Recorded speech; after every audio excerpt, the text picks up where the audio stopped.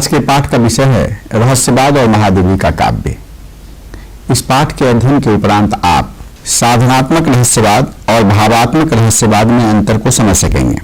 भावात्मक रहस्यवाद छायावाद का मुख्य प्रतिपाद्य है। इस पाठ के अध्ययन के उपरांत इसको भी समझ सकेंगे। महादेवी के रहस्यवाद में प्रकृति की प्रमुख भूमिका को समझ सकेंगे।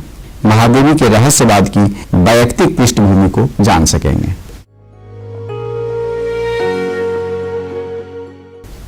महादेवी जी ने प्रारंभ में ब्रज भाषा में कविताएं लिखी थी। बाद में खड़ी बोली में ललित गीतों की रचना प्रारंभ कर दी। क्रमशः चांद, माधुरी, सरस्वती जैसी पत्रिकाओं में उनकी कविताएं प्रकाशित हुई। बाद में चांद पत्रिका का संपादन भी उन्होंने किया। बंगाल के अकाल के समय बंग दर्शन का न केवल संपादन किया वरन दवाइयां, भोजन और वस्त्र से भी पीड़ितों की मदद की। नोअखली पंजाबी शरणार्थियों के लिए उनकी संवेदना उल्लेखनीय रही। वो मानती थी कि हमारे असंख्य सुख हमें चाहे मनुष्यता की पहली सीढ़ी तक न पहुंचा सके, किंतु हमारा एक बूंद आंसू भी जीवन को अधिक मधुर, अधिक उबर बनाए बिना नहीं गिर सकता। इसी के अनुरूप उनके काव्य में करुणा और दुख का दर्शन प्रस्तुत हुआ। चिंतनशील, अंतर्मुखी व्यक्तित्व और आस्था तथा विश्वास की पीठिका पर आधारित उनकी रचनाएं हिंदी साहित्य की धरोहर हैं। छायावादी सौंदर्य चेतना के अधिकतम गुण, आकृति, सौष्ठव की बारीकियां केवल महादेवी वर्मा के काव्य में उपलब्ध हैं। महादेवी की दीर्घकालिक रचना यात्रा के अनेक पड़ाव हैं। आधुनिक समस्याओं पर प्रौढ़ गद्य और जीवन की शाश्वत समस्याओं पर पद्य, जिसमें युग युगीन भारतीय संस्कृति की दार्शनिक, मनोवैज्ञानिक और नैतिक अवधारणाओं को प्रक्षेपित किया गया है। इसलिए उनकी प्रत्येक रचना में प्रकृति और मनुष्य के निरंतर विषम होते हुए संबंध योगों की आत्मपरक अभिव्यक्ति हो सका है। आज के पाठ में हम महादेवी जी के काव्य में रहस्यवाद की उपस्थिति का विश्लेषण करेंगे।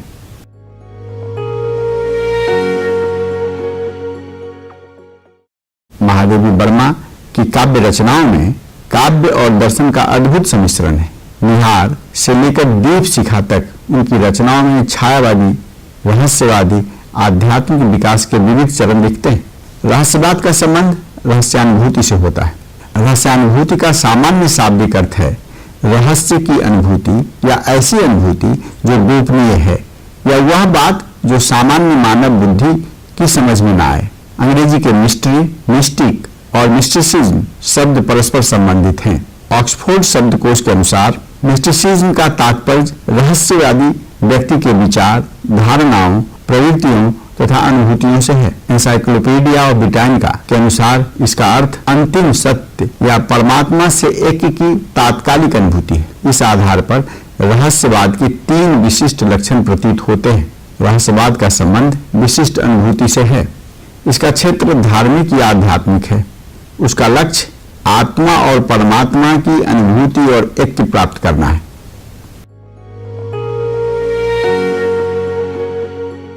रहस्यानुभूति एवं रहस्यवाद को विभिन्न विचारकों ने परिभाषित करने का प्रयास किया है। इनमें से कुछ महत्वपूर्ण परिभाषाएं इस प्रकार दी जा सकती हैं। आचार्य रामचंद्र शुक्ल ने कहा कि चिंतन के क्षेत्र में जो अद्वैतवाद है, भावना के क्षेत्र में वह रहस्यवाद है।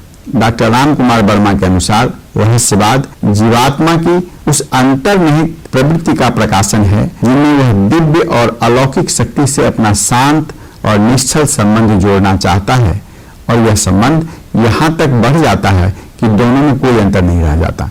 डॉक्टर परशुराम चतुर्वेदी ने कहा कि रहस्यवाद शब्द काव्य की एक धारा विशेष को सूचित करता है। वह प्रधानतः उसमें लक्षित होने वाली उस अभिव्यक्ति की ओर संकेत करती है जो विश्वात्मक सत्ता की प्रत्यक्ष, गंभीर एवं तीव्र अनुभूति के साथ संबंध रखती है। छायावाद के श्रेष्ठ कवि जयशंकर प्रसाद के अनुसार रहस्यवाद में परोक्ष अनुभूति, समरसता तथा प्राकृतिक सौंदर्य के द्वारा अहम का इदम से संबंध करने का सुंदर प्रयत्न है। महादेवी वर्मा मानती हैं, मानवीय संबंधों में जब तक अनुराग जनित आत्मविसर्जन का भाव नहीं भूल जाता तब तक वे सरस नहीं हो पाते, और जब तक वह मधुरता सीमातीत नहीं हो जाती तब तक हृदय का अभाव नहीं दूर होता। इन परिभाषाओं के आलोक में ये तथ्य व्यक्त होते हैं। रहस्यवाद का दार्शनिक आधार अद्वैतवाद है। रहस्यवाद की मूल प्रवृत्ति परमात्मा से निकटता है। यह प्रवृत्ति गंभीर, तीव्र अनुभूति है। अहम का इदम से एक के प्रधान है। रागात्मक संबंध या निवेदन जिसमें मधुर व्यक्तित्व का आरोपण है।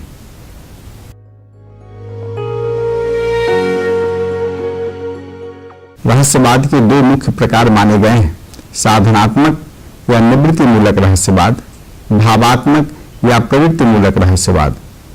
साधनात्मक रहस्यवादी दर्शन विशेषतः हठ योग पर आधारित है। कबीर के अनेक पदों में कुंडलिनी, नारी, रंध्र आदि वर्णन इसी रहस्यवाद के प्रतीक हैं। जायसी में कुछ स्थलों पर यह दृष्टिगत होता है। भावात्मक या प्रवृत्ति मूलक रहस्यवाद में विराट सत्ता के साथ रागात्मक संबंध और उससे एक की अनुभूति होती है। तदाकार की वह स्थिति जिसमें वह लालू मेरे लाल की का अनुभव करता है। छायावाद और रहस्यवाद एक नहीं है। अनेक छायावादी कवियों में रहस्यवादी प्रवृत्ति मिलती है, किंतु छायावाद का संबंध स्वच्छंदता की प्रवृत्ति, सौंदर्य तथा भौतिक प्रणय से है। अद्वैतवाद एक दर्शन है, जबकि रहस्यवाद उसकी अनुभूति। उल्लेखनीय है कि प्रत्येक छायावादी कवि रहस्यवादी नहीं है और प्रत्येक रहस्यवादी कवि छायावादी नहीं है। इसी प्रकार रहस्यवाद और अद्वैतवाद एक नहीं।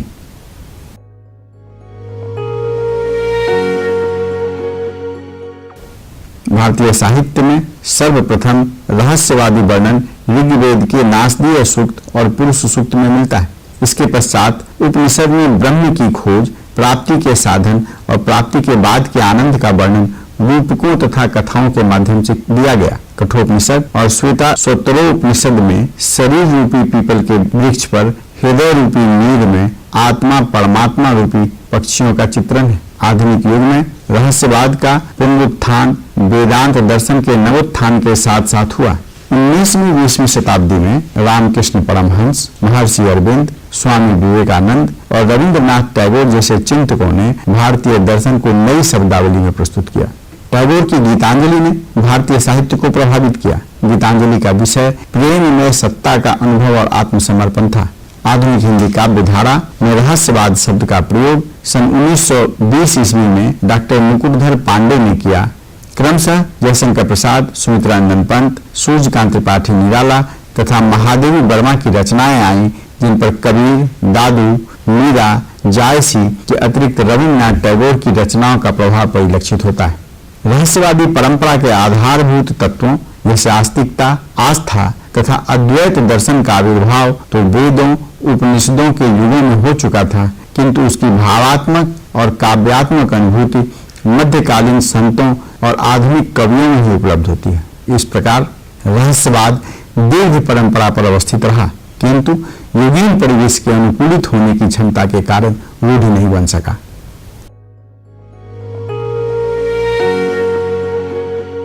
महादेवी वर्मा की रहस्यानुभूति पर उनकी विराग मूलक प्रवृत्तियों, पारिवारिक संस्कारों, बौद्ध दर्शन और अद्वैतवाद का प्रमुख प्रभाव पड़ा था।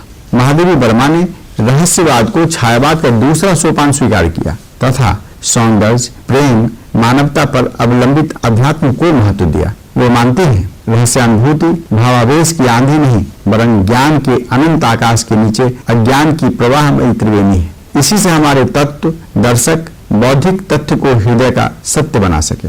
वे इसे व्यापक अर्थ में ग्रहण करती हैं और प्रत्येक सौंदर्य या प्रत्येक सामंजस्य की अनुभूति को वे रहस्यानुभूति मानती हैं। महादेवी की रहस्यानुभूति को दो भागों में बांटा जा सकता है, प्रवृत्ति मूलक रहस्यानुभूति और निवृत्ति मूलक रहस्यानुभूति। कविता के मूल्य मानवीय होते हैं और कवि लौकिक मानव सुख दुख की अनुभूति वह अधिक तीव्र मात्रा में अनुभव करता है और अपनी अपूर्णता के प्रति सचेष्ट भी रहता है। महादेवी वर्मा की रचनाओं में विशेषतः निहार, रश्मि में लौकिक प्रणय भावना अपने सात्विक रूप में दृष्टिगत होती है, किंतु इस भावना में स्थूल शारीरिक आकर्षण नहीं, वरन आत्मा के अहं का विसर्जन और समर्पण का भाव विद्यमान है। यथा किस शिल्पी ने अनजान विश्व प्रतिमा कर दी निर्माण।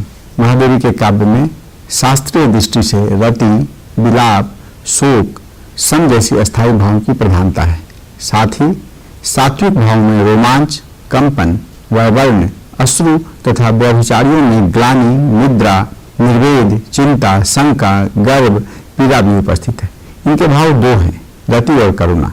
रसिक संप्रदाय में लगन को भाव साधना स्वीकार किया गया। इस भाव की प्रथम उद्भावना विरह के रूप में होती है। महादेवी वर्मा के काव्य में लगन भाव उपलब्ध है। सखी मैं हूँ अमर सुहाग घड़ी, प्रिय के अनंत अनुराग भरी, अथवा चाहता है यह पागल प्यार अनोखा एक नया संसार। जीवन की रागात्मक सत्ता को स्वीकार करते हुए सूफी प्राकृतिक रहस्यवाद की भांति वे प्रकृति में उस विराट की छाया और अपनी छाया का अंकन करती है। उसे वे कभी नीर की बदली, विरह का जलजात, सांध्य गगन मेरा जीवन और कभी अप्सरी का रूप देती है।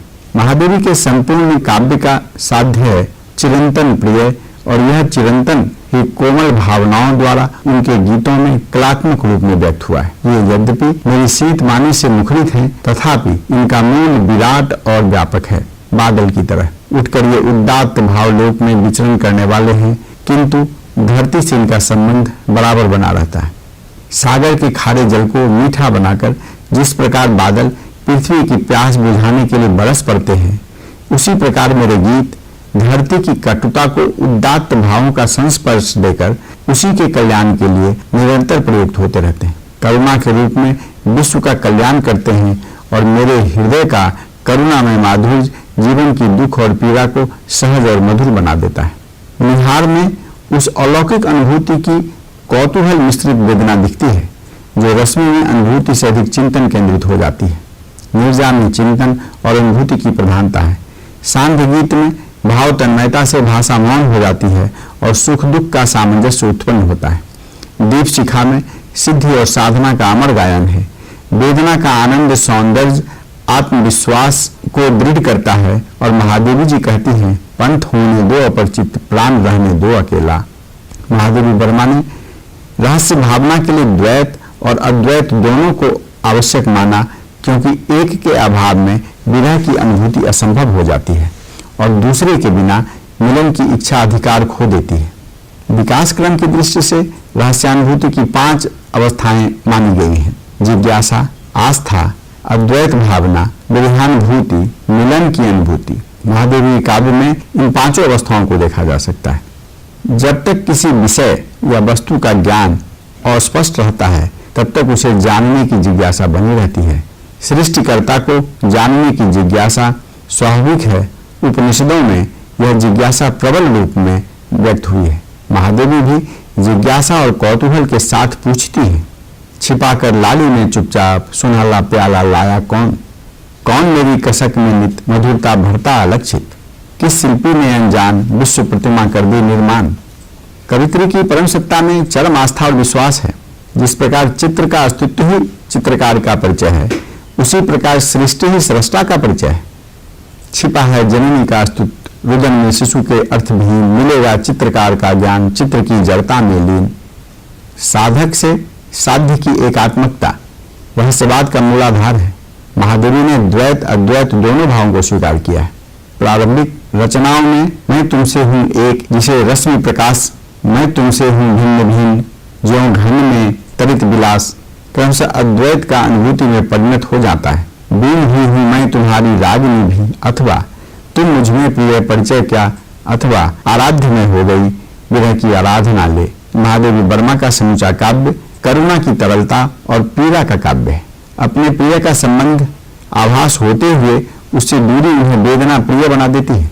प्रिय का प्रथम साक्षात और प्रिय से पुनर्मिलन की कामना रहस्यानुभूति का आधार है। इसलिए उस सोने के सपने को देखे कितने युग बीते, आंखों के कोस हुए हैं मोती बरसा कर दीते, अथवा फिर विकल है प्राण मेरे, तोड़ दो क्षितिज में भी देख लूं उस ओर क्या है। बौद्ध दर्शन का गहन प्रभाव जीवन की प्रति क्षण भंगुरता, नश्वरता, निराशा भी उत्पन्न करता है। सिकता में अंकित रेखा सा, बात विकंपित दीप शिखा सा, काल कपोलों पर आंसू सा, ढुल जाता हो म्लान।